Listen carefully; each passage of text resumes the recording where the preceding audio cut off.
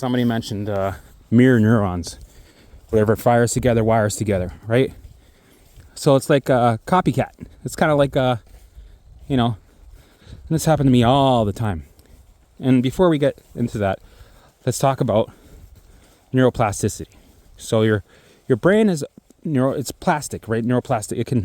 It can mold and change, and it's always changing to cater to you, to adapt, to change, to create habits that are flawless and easy to work. You can create good habits, you can create bad habits, you can create whatever you fucking want. You can customize your brain and your body any way you want. But people don't know that. But it takes time, right? To create those neural pathways, the new highways, and then the brain will jump ship. But it'll jump back and forth. It's interesting, we're on a path right now.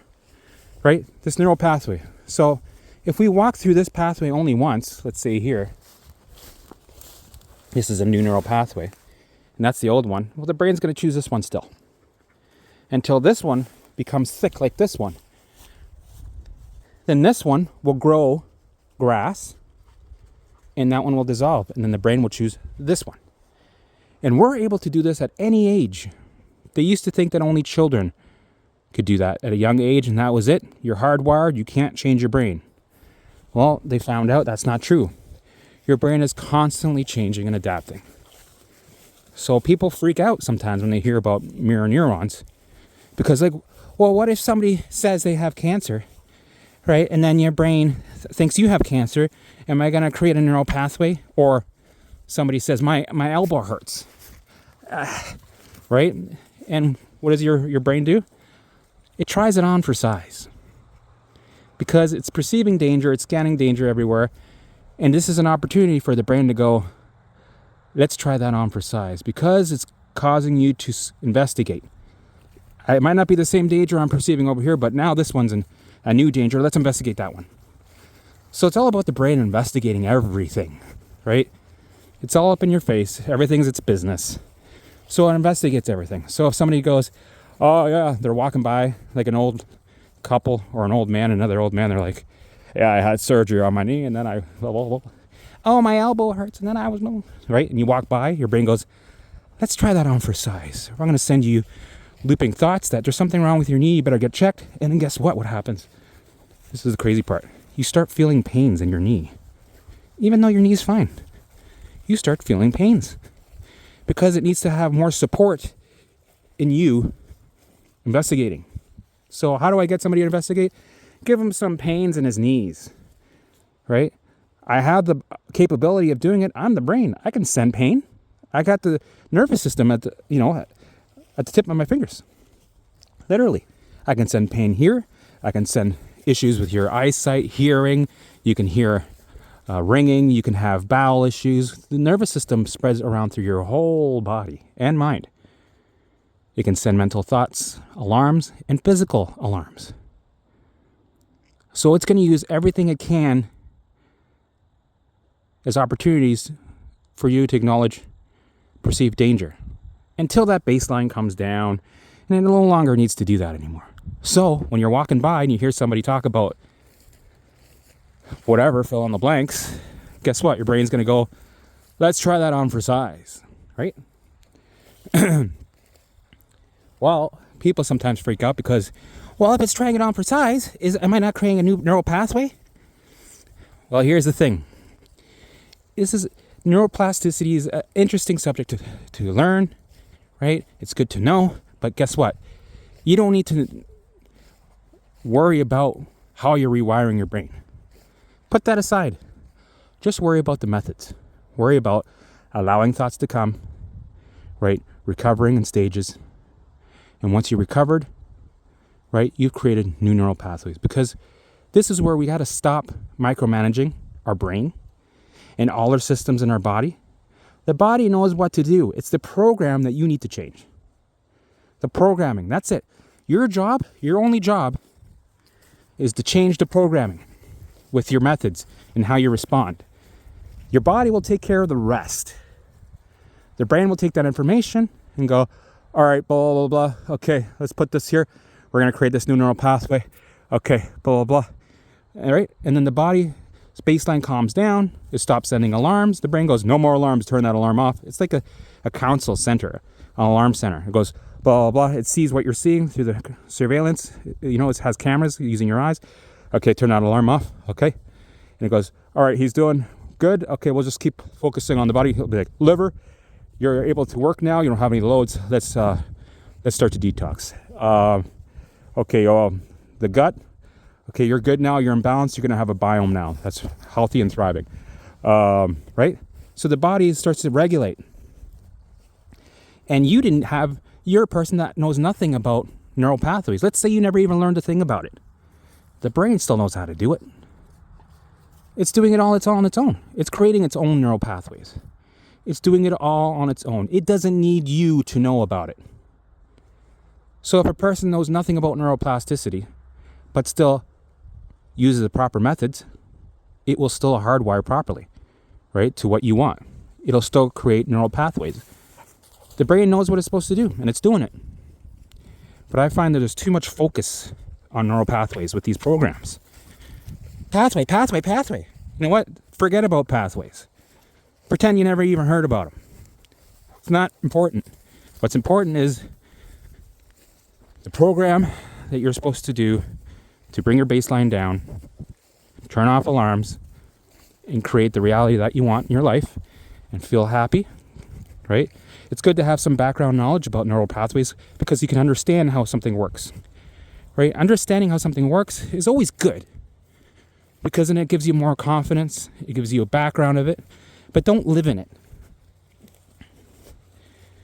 So, for instance, I'll give you a scenario. Let's say you created a neural pathway of something bad because of these mirror neurons, let's just say. Well, if you know the right methods, you'll just create new neural pathways, right? You can create millions of pathways. It doesn't matter.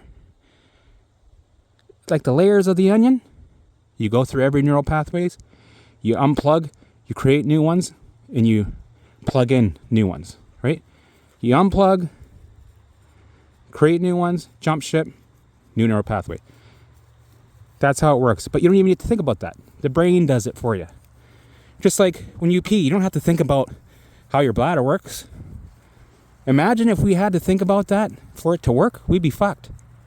Imagine you had to tell the liver, hey liver, I think you need to detox, blah, blah, blah. Hey mitochondria, I think you need to, we'd be screwed. Thank goodness the brain and the body knows how to do everything. We don't have to worry about it. The only thing you have to worry about and do is change the program. And it was designed to do this, right? You were designed to have imagination. You were designed to think. You were designed to take action. So do it. That's all you have to do. Change your response. Take action. And everything else on your body follows and knows what to do. We need to stop micromanaging our bodies, systems, every part in our body, our brain. You know, I know I was the same. I was trying to micromanage everything. My gut, my liver, my gallbladder. I was like looking at my gallbladder. You better be working. Are you doing what you're supposed to do? Are you? Okay, maybe I should get some supplements to give it support. Maybe I should get some supplements for my liver to detoxify.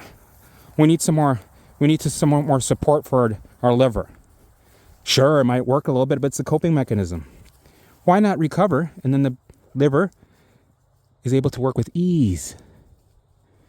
The more supplements you take to try to support your liver, it's more bullshit that it has to get out.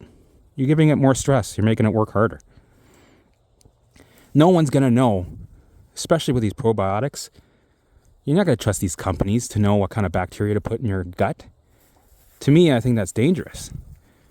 Billions of bacteria, that stresses you out. You don't need to do that. That's why I got rid of all my supplements. The only thing that I liked was magnesium. Other than that, well, I don't take any supplements now. Nope. Don't need it. Because my body's able to regulate and absorb nutrients on its own, easily. But when you're in a state of fight or flight, you're not absorbing nutrients properly, so you're going to be deficient. You're going to have the the symptoms that reflect that. So then people start to supplement, and it becomes a coping mechanism. Where if you stop this supplement, you're going to be deficient and you're going to need more of the supplement. Do you think that thousands of years ago people used supplements? No. You think people were looking for a high dose vitamin D3 or a high dose of vitamin C? No. They didn't even know what the letter C was. Because we're micromanaging our bodies too much. Regulate your nervous system. Send the proper responses. Do the proper programming. Because you're like a computer. You need the proper software. And then the computer works properly. You don't need to micromanage everything. It knows what to do. Guys, let's go this way. Come on. So in the case of mirror neurons, when your brain sees something and goes, you know what, let's try that on. Allow it to. Allow it to create a little neural pathway. It probably won't. It's probably not enough. The more you allow it, the more it burns out and doesn't care about it. But the more focus you put on it, right? When you resist something, what you resist persists constantly. And when it persists, what happens? You're forced to focus on it. Focus. This is what I don't like. This is what I don't like. This is what I don't like. For years and years, this is what I don't like. And guess what happens? You're creating this thing out of nothing because you put focus on it. So what you focus on gets created. And then it creates a neural pathway. So instead of resisting it, invite it in. Go, yeah, you know what?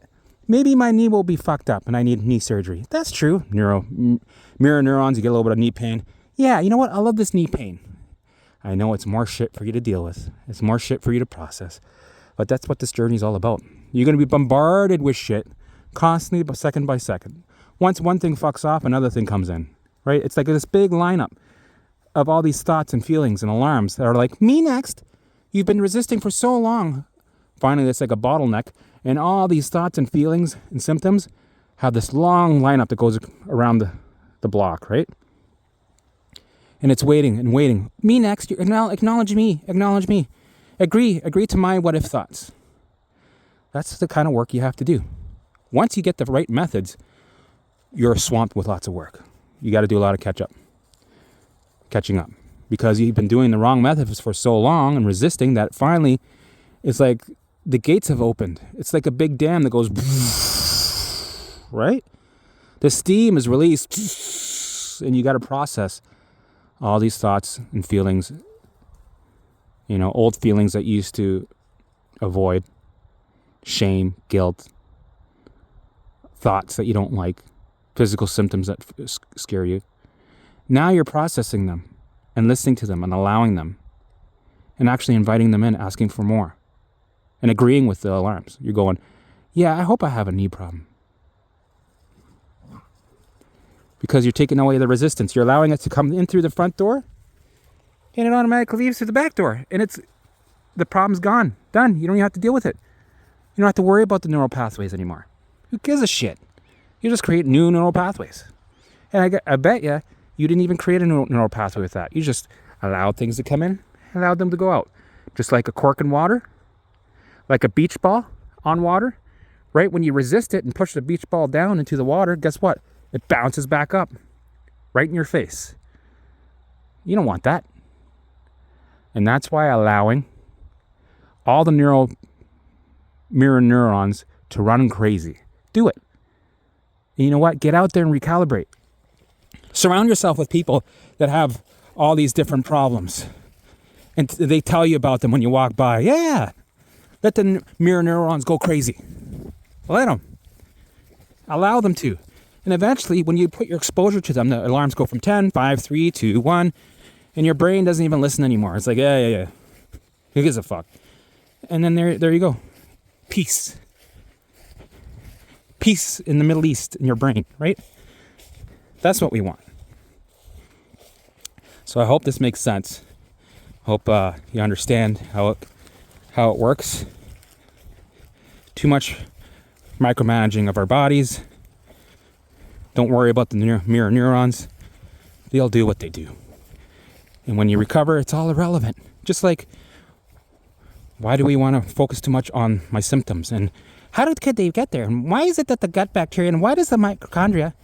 You don't need to know about that shit. Let it go. Put it on the shelf. One less thing to fucking think about.